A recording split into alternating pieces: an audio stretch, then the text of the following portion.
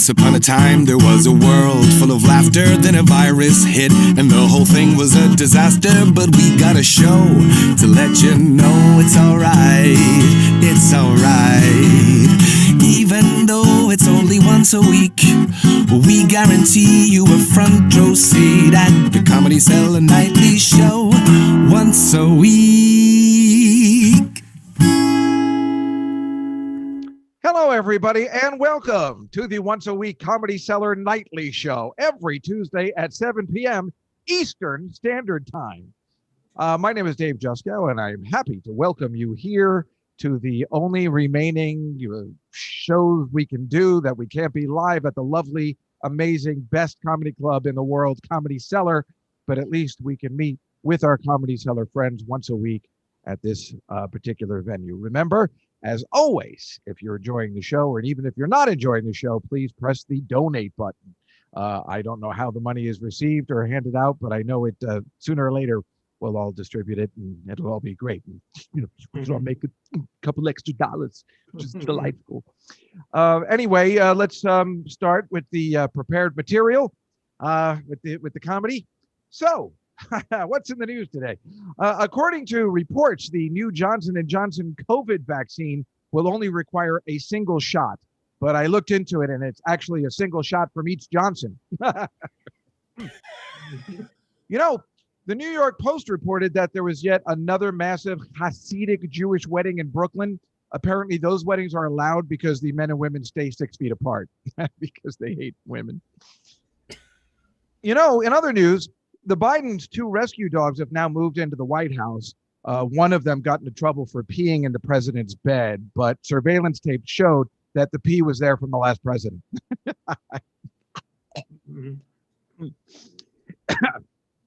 Folks, let me, now that we're done with the prepared material, let me introduce my guests for this evening. This week, the New York Times reported that her Sunday night Zoom show she does with comedian Rachel Feinstein entitled We're Not Okay is actually very okay.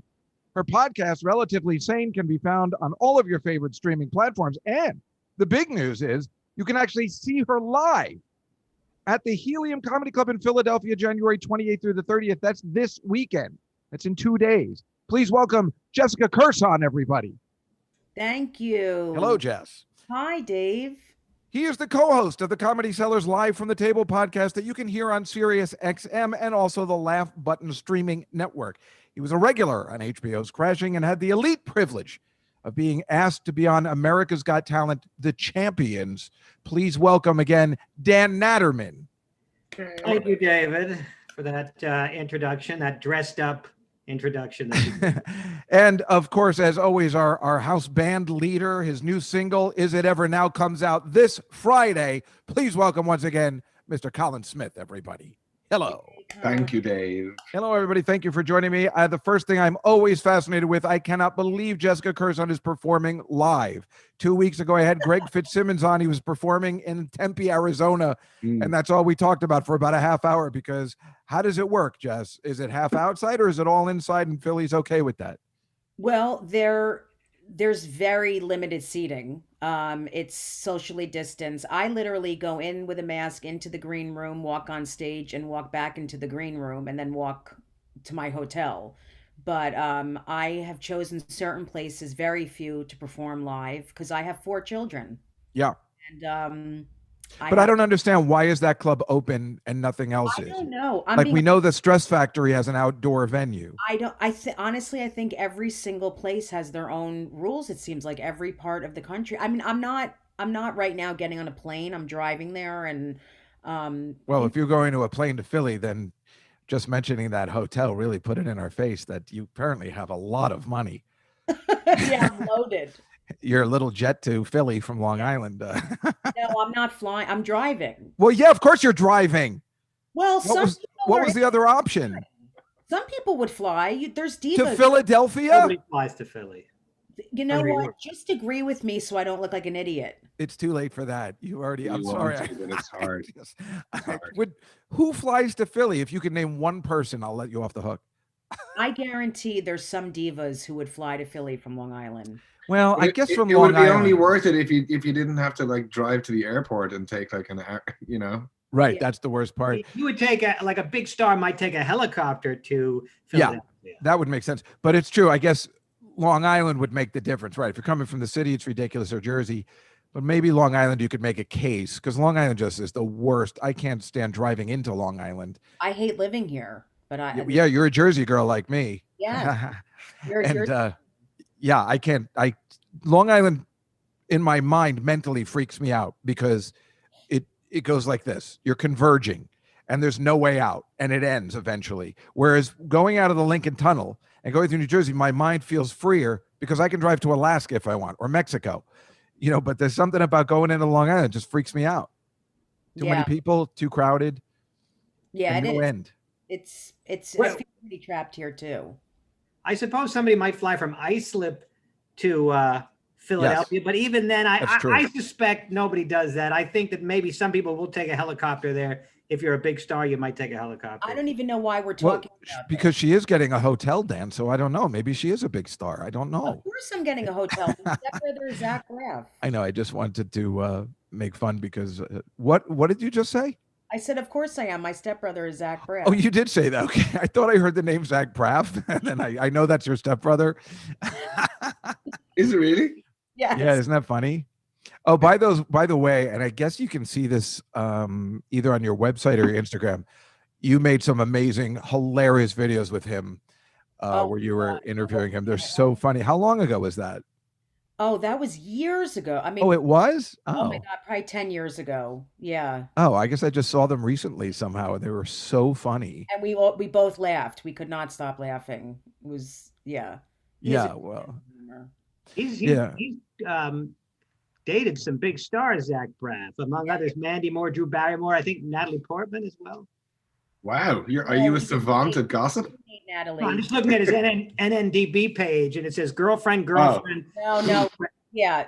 He didn't date Natalie, but he had a crush on her for years. I mean, she's stunning. I met her. She is. I don't know if you guys have ever seen her in person, but she's it's unbelievable how beautiful she Are is. you talking about Natalie Portman? yeah.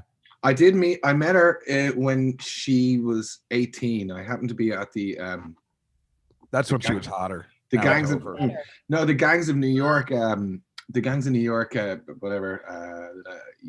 release party, whatever, and I ended up standing next to her, and I turned around, and I was just so relieved. I mean, she's very pretty and everything, but I was relieved that I wasn't going wow or anything, because she was just so like petite and girly that I was like, phew. Because like the thing was, when she was younger, it was like she had this bizarre mature attractiveness, even when Oh, yeah. In the yeah. professional, forget about it. Yeah. She Yeah. was hot and she was 12. Yeah. But I was confusing. just like, yeah, exactly. So she was 18 when I stood beside her, but like she's so tiny, and so like her hands were She like really little girls. grew up into a beautiful woman, a very beautiful woman, and the fact that she's a Hebrew makes it very exciting for all of us. Orthodox, isn't she? She's very religious. Is that true still? Yeah. Even under the Hollywood system, she's still. I think she is. Yeah. Yeah, that's very impressive. Her Natalie Portman's father, Avner Hirschlag, wrote a book, and it was self-published because a friend of mine has the book. Yeah. She wouldn't help her father out. It was like, why you would think that with that connection he could get like a little publisher to put it out. Why not? Now that I think about it, Sarah Silverman's father self-published a book as well. You're right. How come these kids can't help their dads out a little bit? I mean, how hard is it to just throw a cover on a book a little advanced just to make the just because whatever. Well, it just goes to show you that book is probably quite embarrassing for the Either kid. that or maybe Avner didn't want his daughter helping. Why wouldn't he want that? Yeah, I don't know. Well, yeah, and it's funny when I think of the now thinking about Gal Gadot, because she's also a very lovely Jew. They didn't have these kind of Jews when Dan and I were growing up. Isn't that right, Dan? Well, they did. They had Who? Lauren Bacall was before our time. That doesn't count. Nobody even knew she was Jewish. It doesn't count. And And I never found her that attractive, although my friend did sleep with her. Really? Yep. Who's that? She was beautiful. My friend Vincent. I guess I can tell you And that. there's also Deborah Winger, who I had a crush on because when she was in she played Wonder Woman's sister. That's right. in That the was TV hot. series. But Gal Gadot and Natalie Portman are like stunning. You know, Deborah Winger was cute. I mean, these girls they're Israeli. They're exotic. Now, the funny thing is, in Gal Gadot, now we all know Natalie Portman's very intelligent, right? Didn't she? Yeah. Where'd she go to school? Like Harvard or something, right? Or Yale? I think when you're Or a big Ivy League. celebrity, you can. I mean, she may be intelligent. I know, but let's just say that we assume she's bright. We all assume she's bright. So when they Gal Gadot did the Imagine video, and everybody gave her shit, and people hated Natalie Portman for that, you know, just there. So, you know, nobody got mad at Gal Gadot because we assume she's an idiot, and nobody cares. like, well, she didn't know any better, but Natalie Portman should know better. She's an Ivy League graduate. At least that's the way I was thinking. But all right, let's start the multimedia portion of the show today. I will share my screen. I assume you can all see this. Mm-hmm. This, of course, was this past week, the inauguration. Look how beautiful Michelle Obama is. We all comment on how she just knows her fashion, and she's very lovely. And here are the two of the first ladies and the new vice president, all looking kind of similar, but different colors, but good fashion sense. And here's Lady Gaga, of course, not to be outdone by anyone. But the weird part is that nobody's talking about any of these people. They're all talking about Ella Emhoff and her outfit, which is the vice president's stepdaughter. Have you seen her before? I never saw Ella Emhoff. Well, this is her, and everybody's talking about this outfit and how great it is. I disagree. I think this is the worst outfit I've ever like seen. Tuesday Addams to me. Yeah, exactly. And it gets even worse than that, because this was what was we were talking about what was Tuesday, whatever name. You can see a little bit of it. What's underneath was this. Get out. I swear to God. And people really love it. Everybody's excited about it, when meanwhile she looks clearly like this. That's the kind of outfit it looks like to me. It's a bit frontier maiden-y. Yeah, very Orthodox or Amish. This, and you could buy it at this store in Crown Heights, where all the Orthodox ladies shop, right in Brooklyn. They're pregnant. Yeah, it does. Well, of course, they're all pregnant. I know. I'm joking. Oh. I mean, that just looks like a crappy store. This is Amanda Gorman. You know about her? You blew me away. She was terrific. I thought her. I mean, I hate to get real here, but was she really that good? Yes. Yeah, I thought she was. Excellent question, Dan. She was really good. Her age, 22. Well, remember, Bob Dylan wrote "The Times They Are A-Changing" at 22 or 23. Right. To me, that's blowing away. You know. Well, let's just say we're all proud of her, and she did a good job. But I got a beef with her. She did a nice job, but I mean, I think the accolades to me, they've been a bit overdone. Well, what could she have done to make it better? She could have dressed in blue. Well, I just didn't think it was worth. Like I said, if she had written "The Times They Are A-Changing" or well, we don't know. Maybe what she said will be "The Times Are changing" 10 years from now. Maybe we'll all know exactly. You know, the when poem she by said heart. that, when she said that we have the light, if there's light if we're brave enough to be it, if we're brave enough to see it, or if we're brave enough to be it. All I kept thinking of is see it, wouldn't want to be it. You know, I don't know. That's what it reminded me of. I love that. I have a beef. I mean, I get that it didn't blow you away, but I loved what she said. I thought she was really good too, and wasn't really in our faces or anything. Here's where you're going to be upset. She tweeted this the next day. I am on the floor. My books are number 1 and 2 on Amazon after one day. Well, no kidding. Because when you get to do this in front of the president of the United States, and your books didn't go to 1 or 2, the fact that she has books, 2 books at 22, I'm already annoyed. But so which means that if Jessica Kirson had that platform, her podcast would be number 1 on Spotify. You're hilarious. And of course, number 2 would be The Night Flight with Dave Juskow. I put myself in there because I would assume you would mention me in your speech. Of course. Thank you. I would appreciate that. And quite frankly, and here is Jessica's podcast, a little plug, Relatively Sane. Who was on this week? It was somebody really good. No, I actually have a new one. I'm not doing that one right now. I have a new one called Disgusting Hawk, where I Wait, do all characters. I know that was the Disgusting Hawk. You had a live show for that last time you were on, but I thought you had just had a brand new show this past week with somebody on it that I saw that I liked. had Dan Soder on. He was interviewed by a character. Oh, I see. So you're not doing this show anymore. So I wasted my time. No, I mean, I might start doing it a little bit. But I went to look and it looked like a brand new episode came out January 17th. No? No. You think it was January 17th of 2020? I will put out more episodes of that. I'm supposed to interview Lorraine Newman and some other people, but I decided to do the new podcast, which is doing really, really well because it's nuts. Disgusting Hawk, I thought it was just a live show, but it's a podcast too? A podcast of all different characters interviewing people. If you're doing that, why not do it as like a video cast? It is. Oh, it is? Okay. Also, yeah. Oh, perfect, because that's what you want to see. Yes. Yeah. Well, here's Dan Naturman with the platform that, which would, of course. That's an older picture. My shirt doesn't fit very well. When I used to wear shirts, they were too big. Well, again, then Live from the Table would be number one. And here is Live from the Table, this looks exactly like Dan too. Yeah. It's perfect. Is this a Mateo drawing? No, it's a friend of Perry L's that draws like that. Because I have a drawing like this too, and I can't figure out if it's Mateo or somebody else that drew like that. Because I look just like Noam in my picture. I look exactly like Neil Brennan in mine. Dan, that does not look like you. No, it doesn't. It's not. Well, it's a minimalist drawing. It's again a friend of Perry L's that draws these sorts. Yeah, but this looks like Noam. Does it? Does it though? A little. Well, yeah, a little. I think they got the eyes down. With you, it's not right. Okay. This is a picture of Donald Trump leaving the White House in Marine One on Inauguration Day.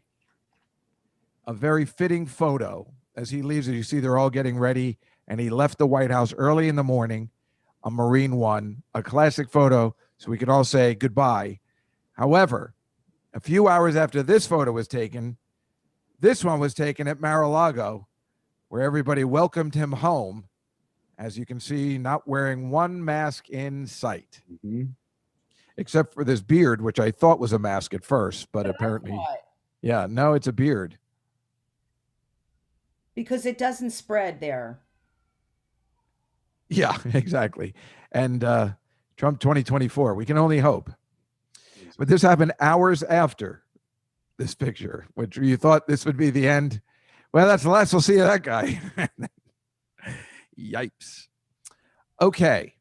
I know you can't see it. It's blurry. Yeah. I know. This That's guy's Match name. Game, right? What? Is that Match Game? Yes, it's Match Game. Yeah. This guy is, I think his name is Scully Mitchell. Yeah. Scully Mitchell. He's a black actor from the 70s.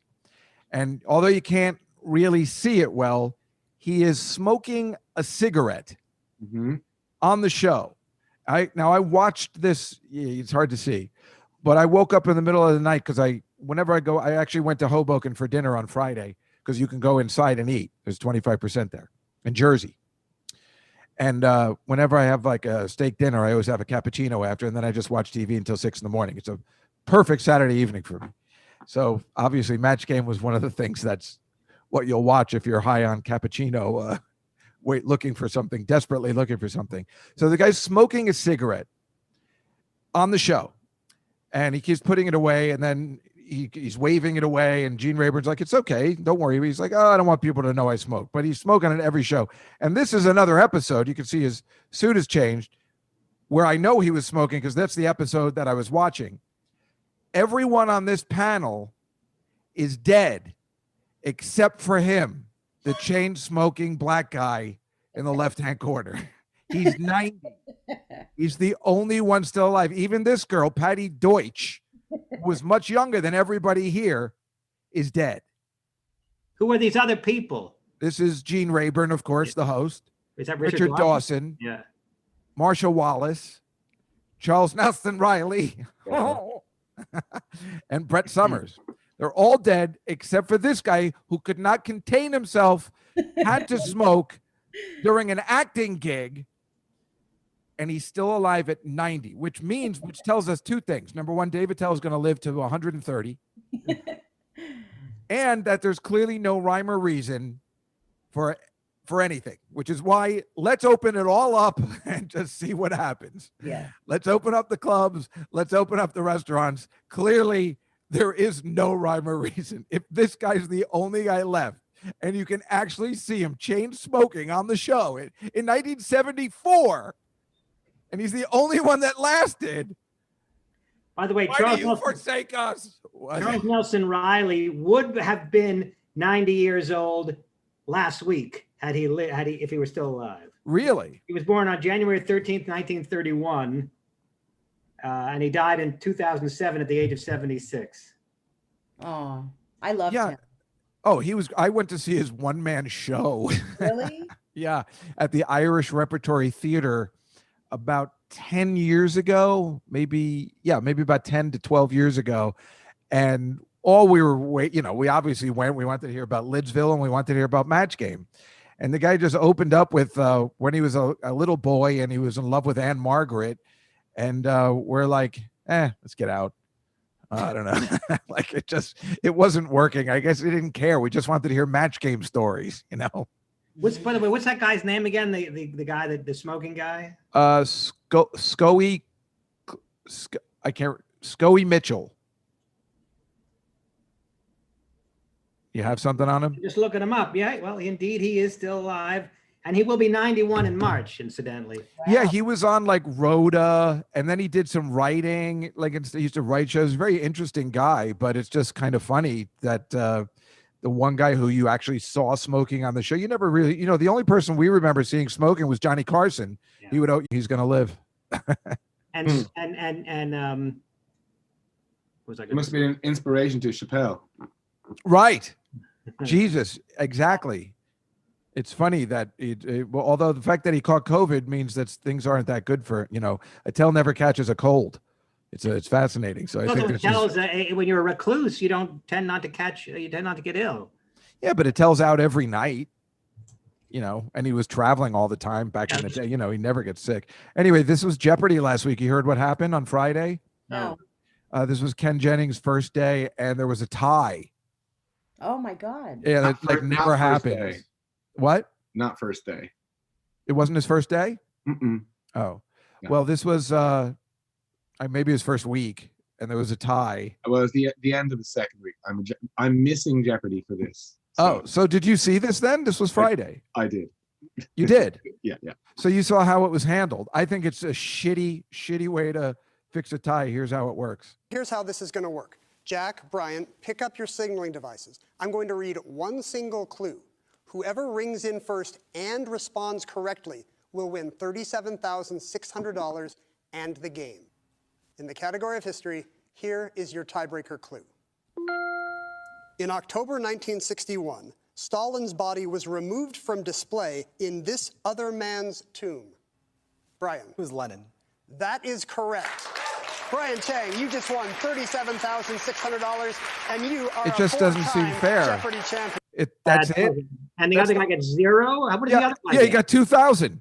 Oh, he gets 2,000. Yeah, that sucks. That's a horrible tie-breaking system. I don't like it either. Yeah, that's so disappointing. Too sudden deathy. Yeah, I mean, if just who's quicker on the buzzer, how does that explain who's smarter? That's not. It's completely unacceptable. What, Colin? It doesn't, but it's the end of the show. Let's wrap it up. No. It's slightly better than flipping a coin. I say you keep giving them questions until somebody gets one wrong. That's the fun. And then just so what if they come back tomorrow? Where are you going? No, actually, I would be in favor of that if it ate into Wheel of Fortune's time. Right. Yeah, I know. They could just cut into. What do they care? I mean, it would be exciting for everybody. Well, Dave, what do you think of the new guy? I mean, my immediate reaction is he's no Alex Trebek, but that's only because I guess I grew up with Alex Trebek. Well, what I just heard, Aaron Rodgers, who just lost the NFC Championship on Sunday, is going to host one of the things. When they told me Aaron Rodgers, I assumed it was a different Aaron Rodgers. How does a guy that doesn't know how to count downs going to handle the hosting of Jeopardy? Thank you very much if you know about football.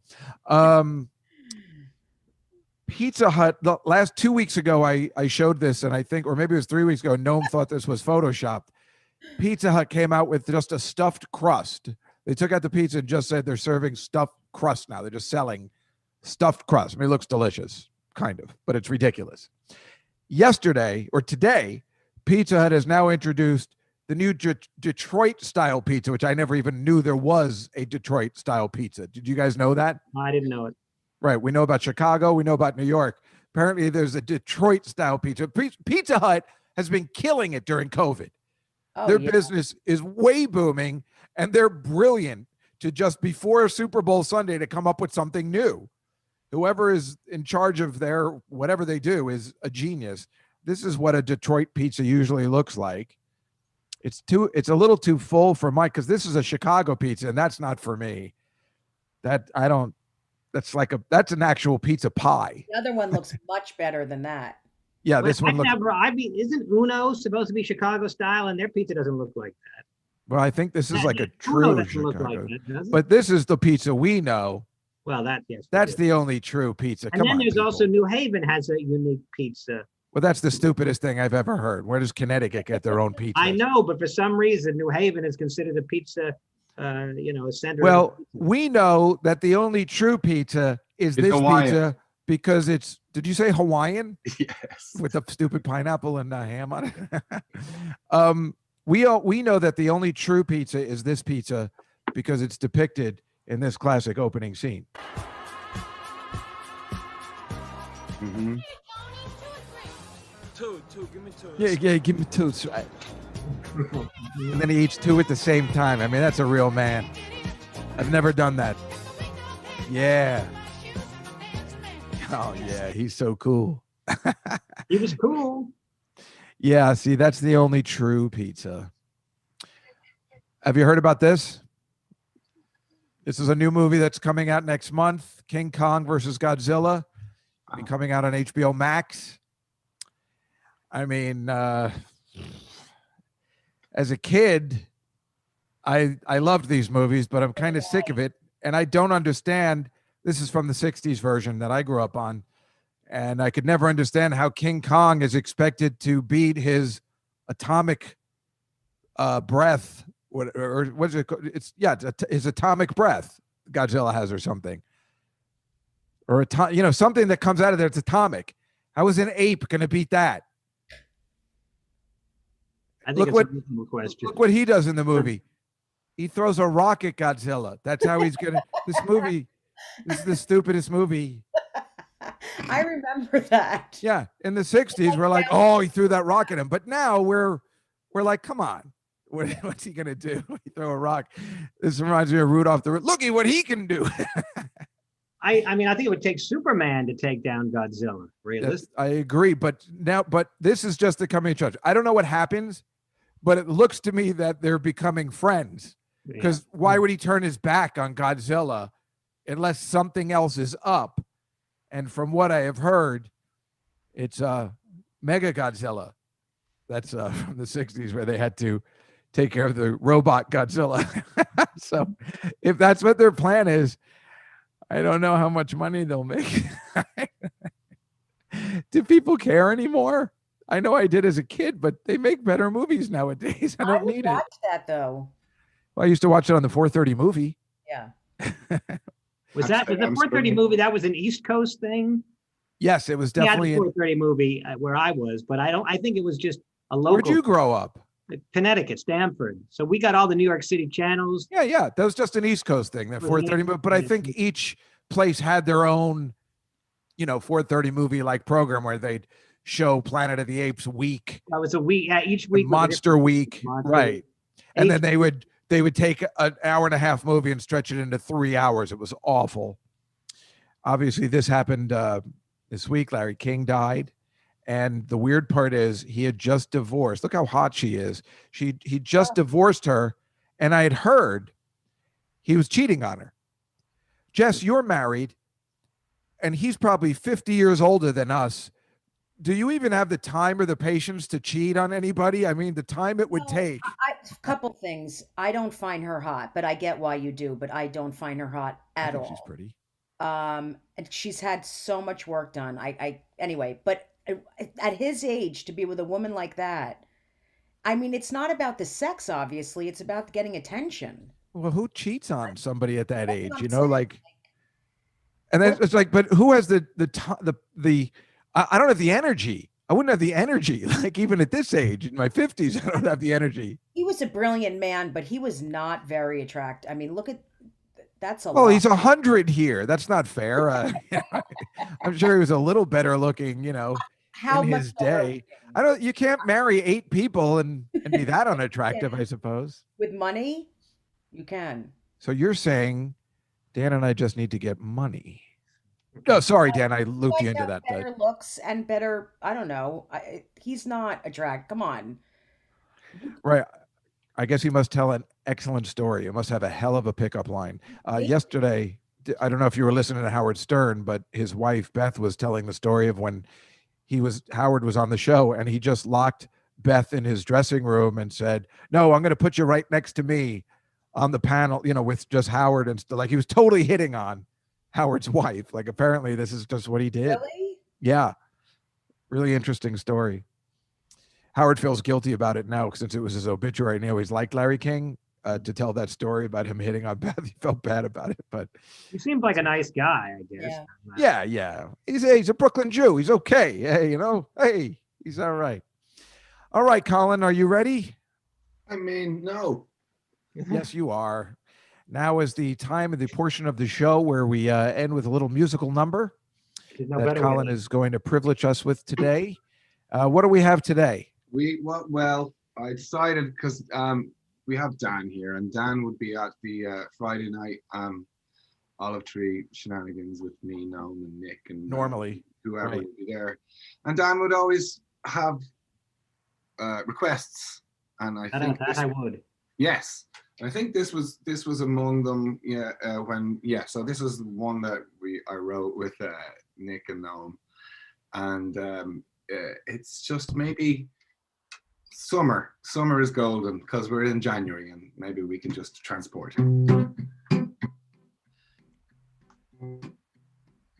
Sun on my face, sitting on top of a car, playing a song with an old guitar, feeling fine. This is the place I come to watch the kids in the t-shirt, moving like kings through the dirt, making me smile. Summer is golden again. Ooh.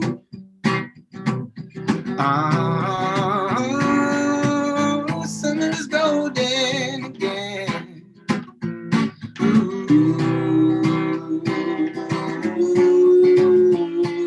Summer is better. We don't gotta go all that far, sailing a barge to a river bar, take a sweet time. Let's go together, we can make friends along the way, and they can chip in when it's time to pay for all that wine. Oh, summer is golden again. Ooh.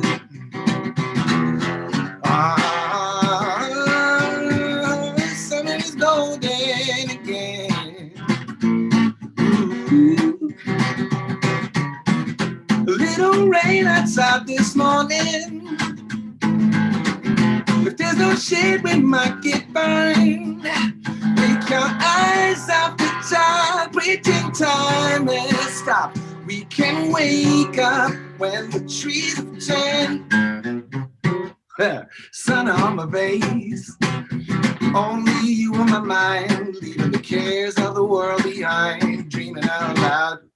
Go on, Don. Dreaming out loud. These are the days, the best that I ever had. If you don't feel the same, then it's just too bad. Let the love out. Summer is golden again.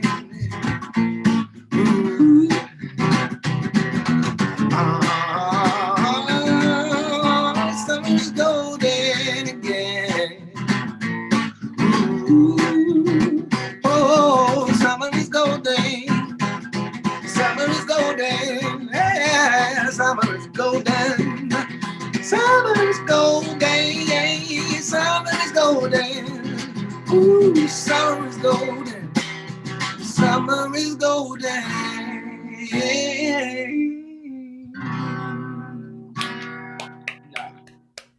That's terrific. That Showing the actually influence of the Beatles, I think, a little bit.